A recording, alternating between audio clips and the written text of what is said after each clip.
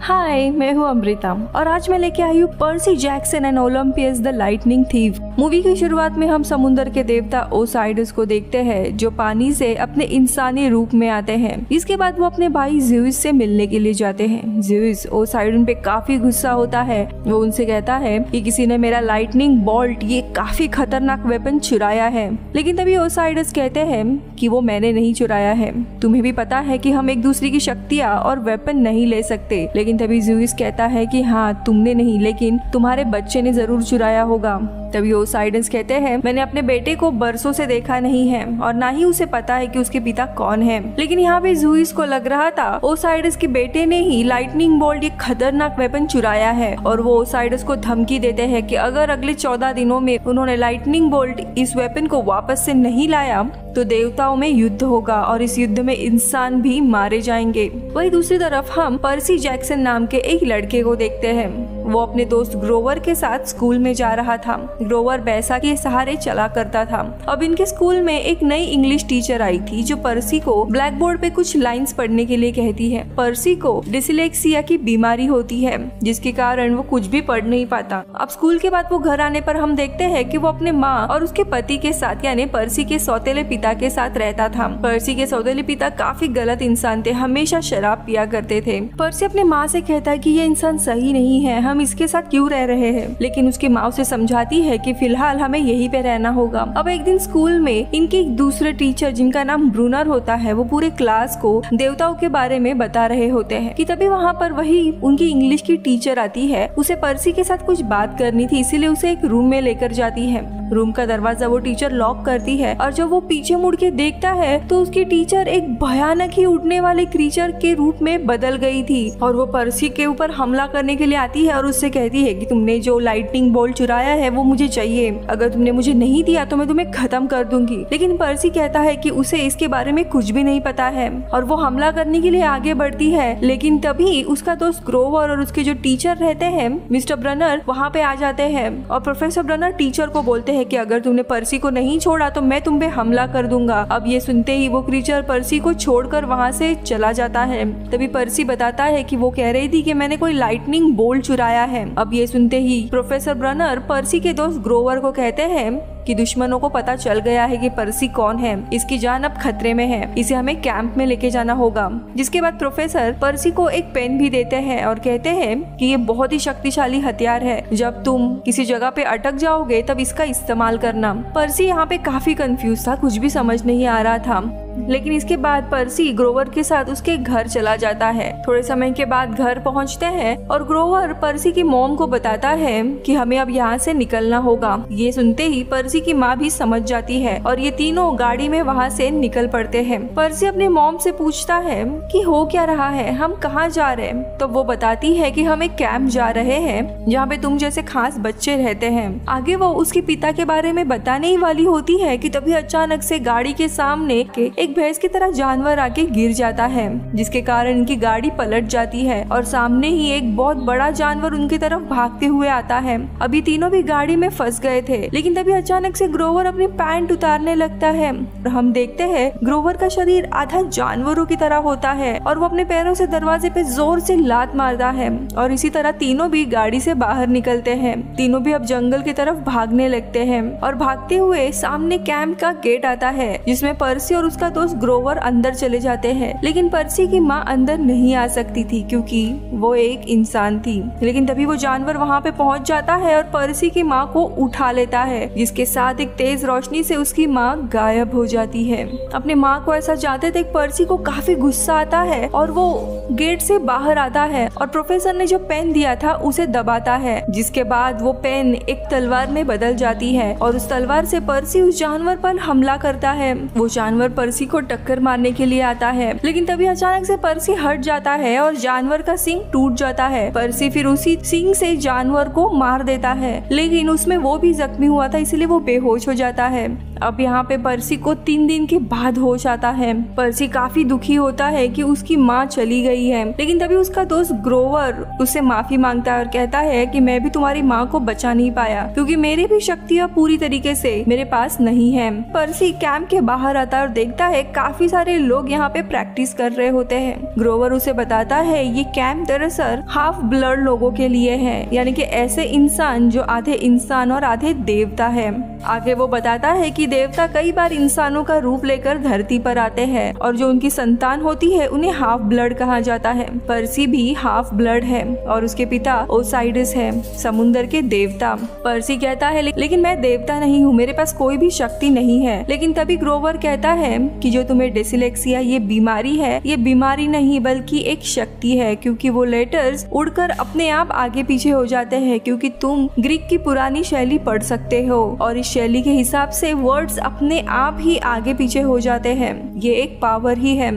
अब यहाँ पे हम प्रोफेसर ब्रनर को भी देखते हैं जिनके शरीर का धड़ घोड़े की तरह होता है। दरअसल वो पर्सी का प्रोटेक्ट करने के लिए ही प्रोफेसर बने होते हैं। अब यहाँ पे प्रोफेसर ब्रनर पर्सी को बताते हैं तुम में भी काफी सारी शक्तियां हैं और इसी के कारण कैंप के बाहर तुम पे काफी खतरा हो सकता है। तो पर्सी पूछता है मुझे कौन मारना चाहेगा? तभी ब्रनर कहता है कि ओसाइडस इनका भाई है ज़्यूस और हेडस, वो तुम्हें मारना चाहते हैं। आगे वो कहता है कि सारे लोग अब तुम्हारे पीछे इसीलिए पड़े हैं क्योंकि ज़्यूस को लगता है कि उसका लाइटनिंग बॉल्ट जो कि काफी खतरनाक वेपन है वो तुमने चुराया है और अगर 10 दिन में उसे वो वेपन नहीं मिला तो काफी भयानक युद्ध होगा। जिसके बाद यहाँ पे हमें खेल देखते हैं जिस दोनों टीम के अलग अलग झंडे होते हैं और जो भी टीम दूसरी तरफ के झंडे को पहले हासिल कर लेगी वो जीत जाएगी। हम देखते हैं जो दूसरी टीम होती है उसमें एनाबेथ नाम की लड़की होती जो कि काफी अच्छी योद्धा थी। वो दरअसल गॉडेस एथीना की बेटी होती है।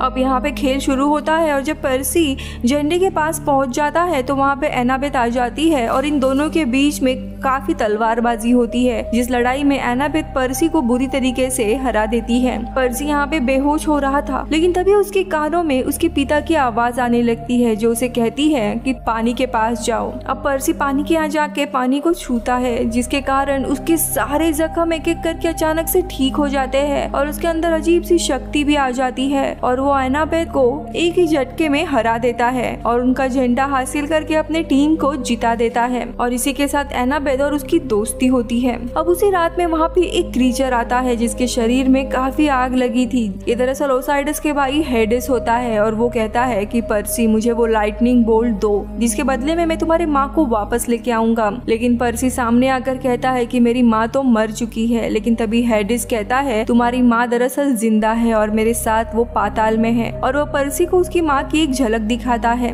अब यहाँ पे पर्सी भी अपने माँ को वापस चाहता था। आगे हेडेस कहता है कि अगर तुम अपने माँ को जिंदा देखना चाहते हो तो लाइटनिंग बोल्ट मेरे पास पाताल में लेके आओ। जिसके बाद पर्सी काफी सोचता है और पाताल में जाने का फैसला करता है ताकि वो अपने माँ को वापस से लेके आए। इसके साथ एनाबेथ और उसका दोस्त ग्रोवर भी साथ चलने का फैसला करते हैं। लेकिन पाताल में जाने का रास्ता सभी को पता नहीं था। तभी वहाँ पे ल्यूक नाम का एक लड़का आता है। वो बताता है कि मेरे पिता को ये रास्ता पता होगा क्योंकि ल्यूक के पिता देवताओं के दूत है जो दोनों दुनिया में आने जाने के रास्ते जानते हैं। अब ये लोग ल्यूक के पिता के पास जाते हैं और वो उन्हें एक मैप देते हैं और कहते हैं कि पाताल में पहुंचने से पहले तुम्हें 3 मोती हासिल करने होंगे तभी तुम दूसरी दुनिया से वापस आ पाओगे। और उस नक्शे में वो दिखाते हैं कि पहला मोती कहाँ पर है।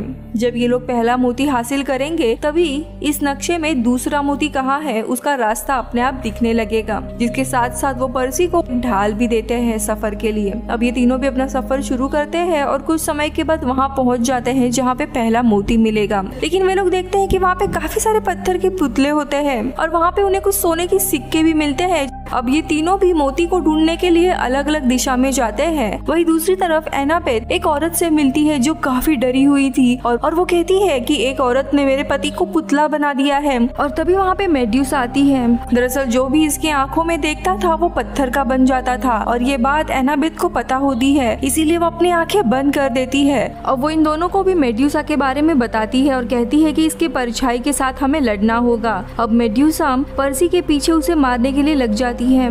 पर्सी को अपने बातों में फंसा रही होती है कि तभी एनाबेथ वहाँ पे गाड़ी लेकर पहुँच जाती है और उस औरत पर वार करती है, जिसके कारण पर्सी छूट जाता है और तभी वो पीछे से आकर उस औरत के सर को काट देता है। और जैसे ही वो औरत मारी जाती है, इन्हें यहाँ पे पहला मोती मिलता है, जिसके बाद नक्शे में दूसरे मोती का रास्ता भी खुल जाता है और वो मेड्यूसा का सर अपने साथ लेकर जाते हैं। अब दूसरी मोती की तलाश में ये लोग एक म्यूजियम आते हैं जहाँ पे दूसरा मोती था। यहाँ पर देवी अथीना की एक बहुत ही बड़ी मूर्ति होती है जिसके सर पर वो मोती था। अब रात को जब सब लोग चले जाते हैं तो ये मोती को निकाल लेते हैं, लेकिन तभी अचानक से वहाँ पे 5 लोग साथ में आ जाते हैं और एक साथ वो पर्सी से कहने लगते हैं कि हमें लाइटनिंग बोल्ट दे दो, जिसके बाद ये 5 एक साथ मिल जाते हैं और एक बहुत ही बड़ा ड्रैगन बनकर उनके ऊपर हमला करते हैं। पर्सी भी अपनी तलवार निकालता है और 5 का सर काट देता है, लेकिन दूसरे ही पल में उसका सर दोबारा से वापस आ जाता है, लेकिन इस बार 5 के बजाय 10 सर होते हैं।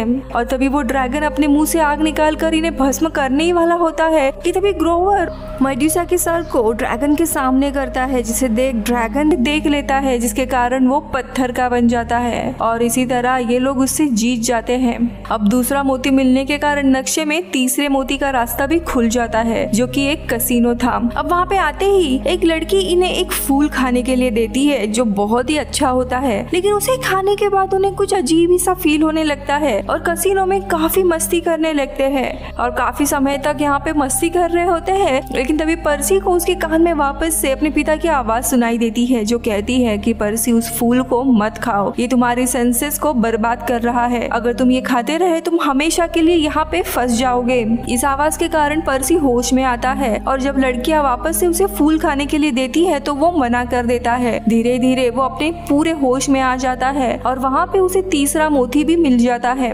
जिसके बाद वो अपने दोस्तों को भी फूल ना खाने के लिए कहता है। अब फूल ना खाने के कारण उनके सेंसेस वापस आ जाते हैं और वो होश में आते हैं। तीनों भी गाड़ी लेकर वहाँ से भाग जाते हैं। अब थोड़े अंतर पे जाने के बाद पर्सी एक बिली बोर्ड पे तारीख देखता है और उसे पता चलता है कि कल 21 जून है, लेकिन पर्सी कहता है ये नहीं हो सकता, कल तो 15 तारीख थी। लेकिन तभी एनाबेथ कहती है कि हमें लग रहा है कि हम 1-2 घंटे ही उस कसिनो में थे, लेकिन पिछले 5 दिनों से हम उसके अंदर थे, यानी अगले दिन जुइस के 14 दिन पूरे होने वाले थे। इन्हें कैसे भी अपना काम बहुत जल्दी पूरा करना था। इनके पास तीनों भी मोती थे, जिसके वजह से इन्हें पाताल लोक का रास्ता भी मिल गया था। अब ये लोग वहाँ पे पहुँच जाते हैं जहाँ पे पाताल का रास्ता था और ये जगह थी हॉलीवुड। जब वहाँ पे पहुँचते हैं वहाँ पर कुछ अजीब सी चीज लिखी हुई होती है जो किसी को भी समझ नहीं आता, पर तभी पर्सी को वर्ड्स आगे पीछे होते हुए नजर आते हैं और जब पर्सी उसे पढ़ता है तो वहाँ पे एक रास्ता बन जाता है और ये तीनों भी वहाँ से अंदर चले जाते हैं। पाताल का गार्ड इन्हें आगे जाने से रोकता है क्योंकि यहाँ से आगे सिर्फ मरे हुए आत्मा ही जा सकते थे, लेकिन ये लोग उसे वो कॉइन देते हैं जिसके कारण वो उन्हें अपने बोट में ले लेता है।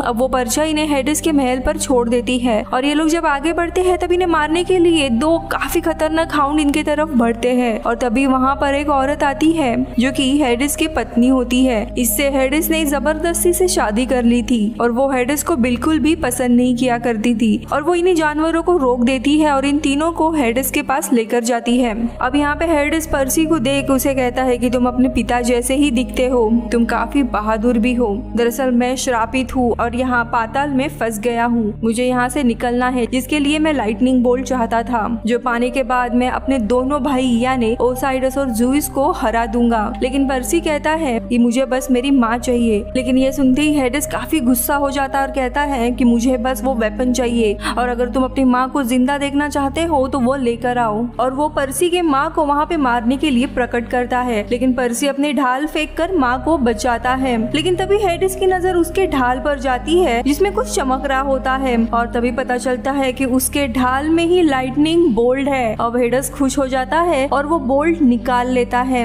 अब बोल्ट लेने के बाद इन सबको वो मारने का ऑर्डर्स देता है। आगे कहता है कि मैं अब देवताओं का राजा बनूंगा, तुम्हारे पिता और ज्यूइस को भी मार दूंगा। अब इन्हें आत्मा पकड़ने के लिए आती है, लेकिन इससे पहले कि ये लोग आत्मा का शिकार बने हेडिस की पत्नी वहाँ पे आती है और उससे बोल्ट छीन लेती है। हेडिस उसे रोकने के लिए जाता है लेकिन उसकी बीवी उसी बोल्ट से उसके ऊपर अटैक कर देती है, जिसके कारण हेडस बेहोश हो जाता है। ये देख वो काफी खुश होती है। दरअसल हेडस ने उसे यहाँ पे बंदी बना के रखा हुआ था। आगे वो कहती है कि अगर देवताओं में युद्ध हुआ तो मैं यहीं पे फंस जाऊंगी। और वो लाइटनिंग बोल्ट वापस से पर्सी को देते हुए कहती है कि तुम्हें अब ओलंपस जाना है, जिसके लिए जो 3 मोती है वो तुम्हें अपने पैरों के तले दबाने हैं और ओलंपस के बारे में सोचना है।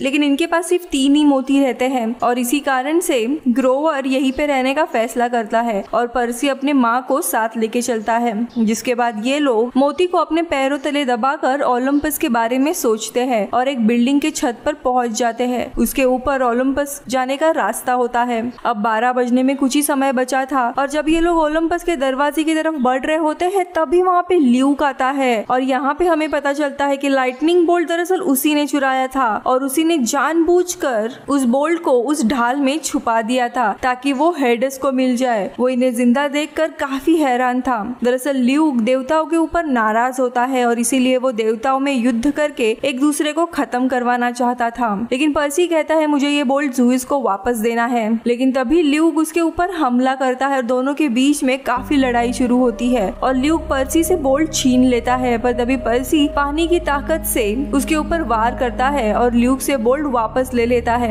अब पर्सी और एनाबेथ ओलंपस के अंदर जाते हैं, जहाँ पे हम देखते हैं ज़ूइस, ओसाइडस और बाकी सारे देवताओं की आपस में बहस चल रही थी। लेकिन तभी पर्सी और एनाबेथ वहाँ पे पहुंच जाते हैं लाइटनिंग बोल्ट लेकर और उन सबको रोकते हैं। ज़ूइस अपना लाइटनिंग बोल्ट पर्सी के पास देखकर कहता है कि तुम एक चोर हो। लेकिन तभी पर्सी सारा सच बता देता है कि कैसे ल्यूक सारे देवताओं पर नाराज था और इसीलिए उसने देवताओं के बीच में लड़ाई करने के लिए इसकी चोरी की थी। अब ये जानने के बाद ज़ूइस की आंखें खुल जाती है और वो पर्सी की काफी तारीफ करता है। जिसके बाद पर्सी ज़ूइस से ग्रोवर को पाताल से निकालने की रिक्वेस्ट करता है और ज़ूइस कहता है कि तुम इसकी चिंता मत करो। अब इसी तरह पर्सी ने युद्ध तो रोक दिया था। लेकिन तभी वहाँ पे ओसाइडस भी होते हैं, यानी पर्सी के पिता। वो पर्सी के पास आकर उनसे माफी मांगते हैं और पर्सी उससे पूछता है कि आप मुझसे कभी मिलने क्यों नहीं आए। तभी ओसाइडस कहते हैं कि जब मैं तुम्हारे और तुम्हारे माँ के साथ रह रहा था तब मैं एक आम इंसान बन के रह रहा था और अपने देवताओं के काम और जिम्मेदारी से हट गया था और इसीलिए ज़ूइस ने एक कानून बनाया था कि कोई भी देवता